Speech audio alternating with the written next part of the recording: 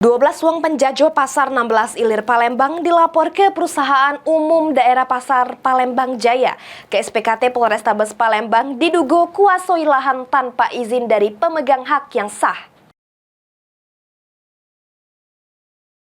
Diduga lahan punya Perusahaan Umum Daerah Pasar Palembang Jaya dikuasai oleh sejumlah oknum penjajo di Pasar 16 Ilir Palembang. Perumda Pasar Palembang Jaya melalui perwakilannya Jumat sore mendatangi Sentra Pelayanan Kepolisian Terpadu atau SPKT Polrestabes Palembang bikin laporan polisi. Diungkap ke Surhayono selaku kuasa hukum Perumda Pasar Palembang Jaya, sebanyak 12 penjajo di Pasar 16 Ilir Palembang dilapor ke polisi. Karena ke-12 wong tersebut ada yang ngerasa punya sama menguasai lahan tanpa izin dari pemegang hak yang sah. Selain itu ada juga menjajo ke sama menyewa ke hak atas tanah sama bangunan yang bukan haknya ke uang lain. Sehingga 12 uang tersebut dilaporkan dengan pasal 385 KUHP atau pasal 6 Peraturan Pemerintah Pengganti Undang-Undang Nomor 51 Tahun 1960.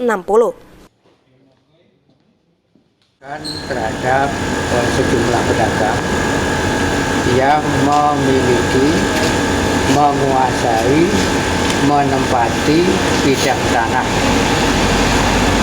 tanpa hak atau tanpa izin dari pemegang haknya yang sah atau kuasanya,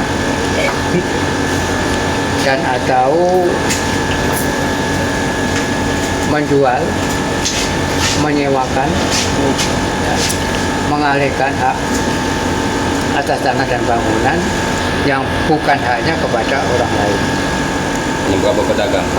Tapi yang kita laporkan ini ada 12. Laporan sudah diterima petugas SPKT, selanjutnya bakal ditindaklanjuti Satreskrim Polrestabes Palembang. Heru Wahyudi, PAL TV.